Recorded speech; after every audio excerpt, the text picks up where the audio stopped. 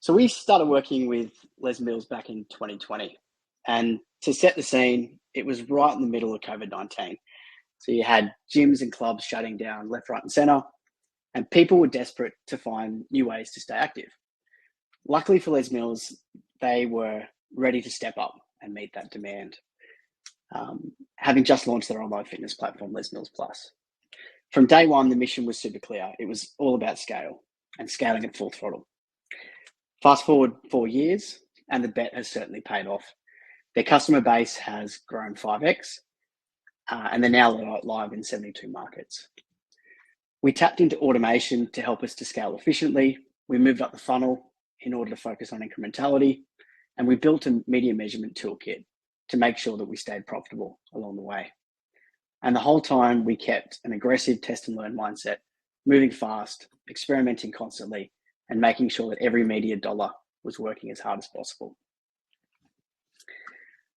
I am excited to be joined today by Marina Nola, who is the Global Director of Les Mills Plus. Welcome, Marina. Nice to be here. Okay.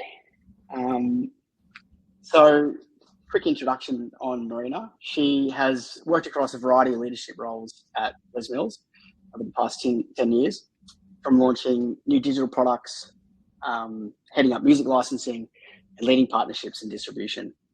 Marina is also an avid triathlete, often jet setting around the world to compete in major competitions like Kona. So it's great to have you with us today, Marina. Thank you. Okay. 570% growth in 4 years in subscribers. That's pretty phenomenal. There must have been a real trust in your business and marketing metrics to scale that hard in such a short period of time. Can you maybe give us a bit of insight into what that period was like? Yeah, it was certainly a bit of adventure, that's for sure. Our core business, we basically went from being a primary B2B focused company to being a fully fledged D2C company almost overnight. And our traditional business and our core business is licensing our fitness programs into 22,000 clubs around the world. But with the COVID lockdowns that happened, we basically had the lion's share of our customers, our club partners, shutting down, basically putting at risk our primary source of revenue, which was a pretty scary thing to be facing down the barrel. But we did have Les Mills Plus, which was a bit more than a side hustle. It was a smaller business unit, but didn't have as much focus in the business. And that was our online fitness subscription product. And as I say, it had been a much smaller part of our business. But during that time, there was a huge demand for online fitness with, all clubs being shut down. And we were really well positioned with Les Mills Plus to be able to really take advantage of that growth. And we also had a commercial equipment line that we would supply our certain barbells and things that go with our classes to clubs. And that was the other aspect during COVID, was that there was a massive shortage of gym equipment for people to be able to kit out their home gyms and things like that. So we're perfectly poised really to be able to take advantage of where that growth was. And as such, we shifted a bunch of resources who were traditionally focused on B2B into the D2C area to meet that market demand. It was fair to say that the level of marketing investment that it took to really lean into and maximize that opportunity was quite a bit higher than what we'd been used to. And I think one of the key success points for us really was just the cross-functional squad that we had working together on really maximizing the D2C opportunity, where we had finance and commercial really embedded in the way that we worked, and they were really crucial in terms of us being able to actually understand the economics and the commercial parameters and give us the confidence to spend in deeply into performance marketing in a way that we hadn't done in the past. And I think that was a key unlock. We didn't, because they were at the table with us kind of sweating it day in, day out, it meant that we didn't have to go off and do big, approvals and requests and business cases and all of that kind of stuff. We were just literally in the moment and able to react and respond to the market as it was happening. Yeah, awesome. Just want to unpack that a little bit more, the cross-functional squads.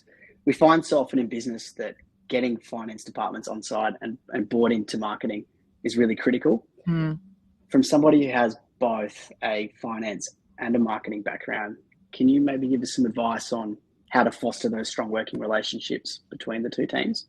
Yeah, I think it's a really important point, and it's maybe something that we take for granted here at Les Mills, that's how it happens elsewhere.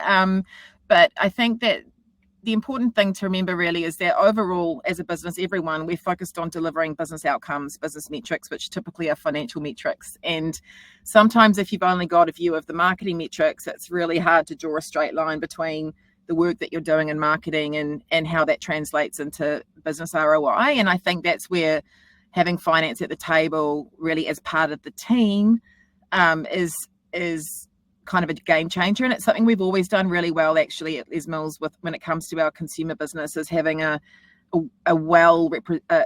cross-functional team that's well represented in terms of commercial and finance. And so again, they're sweating that and what it enables it to do really is, I think it enables the finance team to get a better understanding of marketing and the value that it can provide, and likewise it helps the marketing people understand a little bit more about the business tensions from financial metric point of view. And I think that there is always a tension for sure, but I think that if you're working in partnership together, you kind of get the sweet spot really, where you get a little bit, you kind of meet in the middle and really drive that value. And I guess if I was to bring that to life a little bit, well, I think firstly we have a bunch of rituals, like a monthly business review that we do internally, and that includes people from our digital tech teams, customer service, finance and commercial, marketing, and we're really transparent with our financial metrics. So we share how the business is going, and everyone really understands.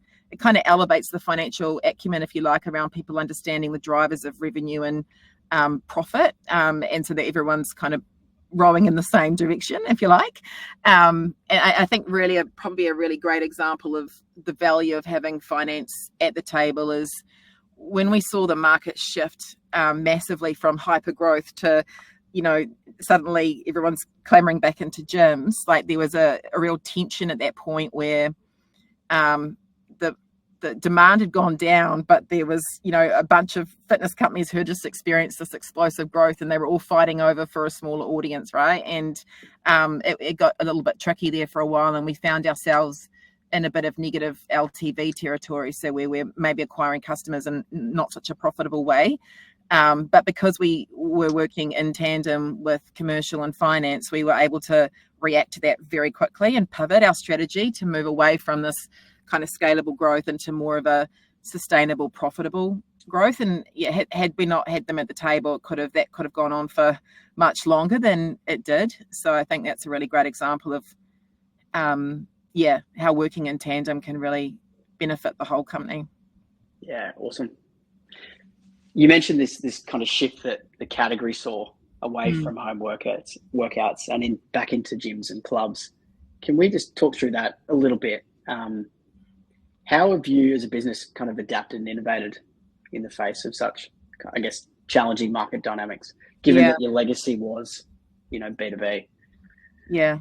So, I mean, obviously, ultimately, our mission is to create a fitter planet. And historically, that's been typically around reaching people in clubs all around the world. But we obviously have our digital platform as well. So we're really well positioned to be able to meet the mover where they are. So if they're in the clubs, we can service them there. If they want to work out at home or in their local park, or when they're traveling on holiday, we basically there's access to Les Mills fitness classes no matter where you are.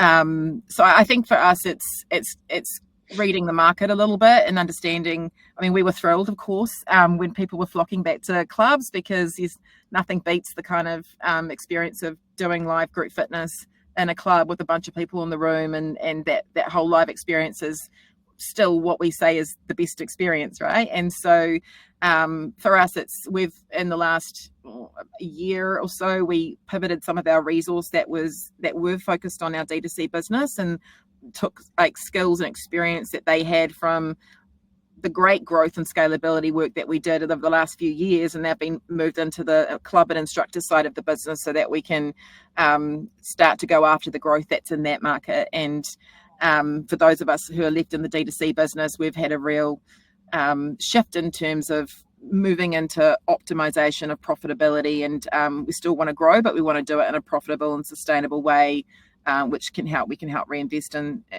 the whole business. So I think it's really about just understanding when you're in a growth phase or where the growth opportunities are, and being able to having the understanding of your metrics and the data to be able to really go after that growth, and then understanding also when things are a little softer, how might you optimize or change tack a little bit so that you're actually driving as much business value as you can. Yeah, awesome. That's great, Marina. Thank you. I'm sure that there's some, great little nuggets in there that people can take away and apply to their own businesses. So thanks for chatting to me. No worries.